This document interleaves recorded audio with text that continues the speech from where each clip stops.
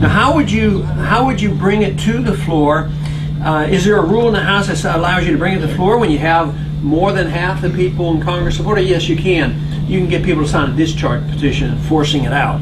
But I haven't chosen that way because I think the chances are slim to none that you can get Democrats to sign on to it because they're really partisan. They'll sign on to a bill. But to challenge and start going with discharge petition, that's sort of like saying we're rejecting the entire leadership of the Democratic Party, and their political livelihood depends on at least a working relationship with their leadership. So I don't see that as being practical. What I do see as practical is building up the momentum of the people and spreading this message and insisting on it. And we will be hearing, a lot more about this. But the effort to do this, I think, shows you what the freedom movement can do. This is one bill, one very important bill, and it could do a lot of good.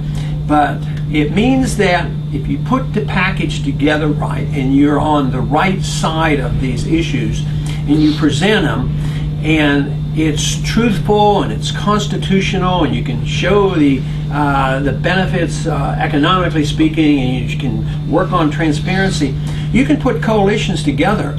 And that's what we need to do. We won't all in Washington. It will be a long time before you get 75% of the congressmen to all of a sudden be endorsing all our bills. So it is gradualism. But to me, the most important thing is prevailing knowledge and prevailing understanding. And Nixon, at that time when he closed the gold window and stopped the Bretton Woods, he had said that he was accepting wage and price controls because we're all Keynesians now. And that, in a way, was profound because, in a sense, we all were. Anybody in the Congress, they still are. They're all Keynesians. So they have a lot of difficulty in shifting gears to become Austrian economists and free market economists. But that is where the shift is coming, and more pressure. I think this is just one incidence to show that if the grassroots rate wakes up and the efforts are made and they send it to the congressman, you can win more and more battles. And that's the reason they got on the bill. It wasn't because I had any legislative clout. I have no clout up there at all. And usually if you get people to sign on, you have to trade votes. Well, you vote for this and I'll vote for that. But it came from the people. And going to these meetings, and in many ways, it was done the right way. There was no yelling and shouting like there is on this medical care thing. I don't think not that I care that much about people expressing themselves. That's a little bit of attention getting, but that's not going to solve the problem. I think the way the Audit the Fed bill occurred, by writing and calling and going to their meetings and being very diplomatic and putting pressure on them. I mean, to think that we have every Republican congressman on this bill, and in Texas, all of them, including our two senators, who would have ever predicted? I wouldn't have. If you'd have said 2 or 3 years ago, or even a year and a half ago, when the Republican Party was laughing at me and booing me and hissing me on the stage anytime I brought up monetary policy or foreign policy, all this stuff. And then all of a sudden, but the Republican Party is starved right now. But I just wished that we were able to move to the next stage, that they would, capture the whole philosophy, not only on the monetary issue and the auditing the Fed, but this whole idea of why government should be small. And I'm in many ways more optimistic than ever, mainly because of the large number of people who have been interested, the follow-up from our campaign. There's a group now that has been organized. It was spun off from our group.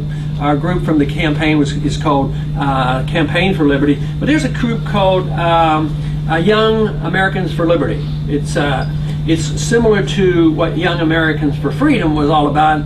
But remember, that was Buckley's group, and it's sort of done. I mean, that's about over with. But Young Americans for Liberty is a good group. They're organizing on campuses. Several weeks ago, they invited me to stop. There was a group started up at Wake Forest. So I stopped in North Carolina on my way back. and they had 1,400 kids show up from campus for this.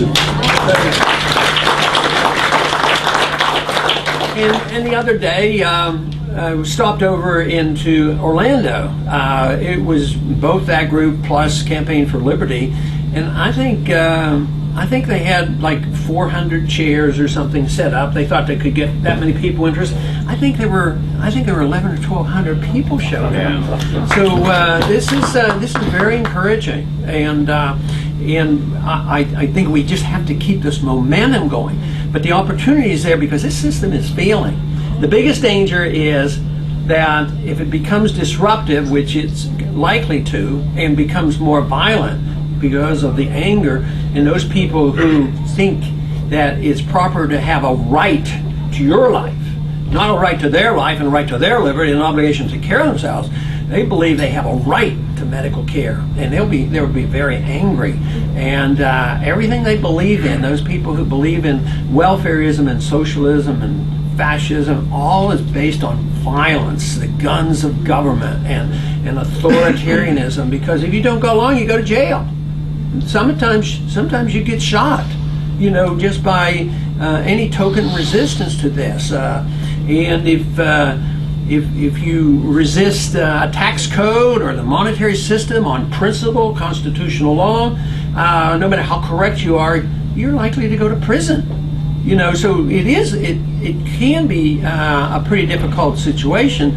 So I think my approach to it all has been to take the position that I don't like the violence, and others are preparing for it, and maybe it will be necessary, but I just think that it's the ideas that counts, and that's why I think the John Birch Society has done so well, because they understand that issue of ideas, and ideas have consequences, and that's what we have to promote. And if we do that, we can avoid the violence, but we have to be prepared for it nonetheless.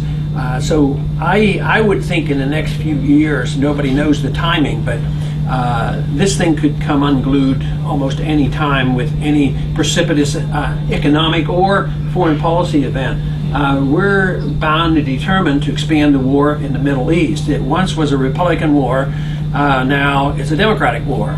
Policies are continued they're controlled by both parties, and it was mentioned earlier that Republicans are having a much better voting record these days. Well, that's good, but where were they all those years? 8 years they have, to start voting against that stuff. But attitudes have changed now. That's why it's even more profound that a Ron Paul bill would get all the Republicans to sign on. So that might be a sign that things are shifting. But we must continue the fight, and we should be optimistic that we can prevail. We don't know exactly what tomorrow will bring, but nobody knows what tomorrow will bring. And in the meantime, we have to do our very best and present the case for individual liberty, constitutional law, and a system of government that honors sound money and a sensible foreign policy. If we keep pushing that, I believe in the end we can win. Thank you very much.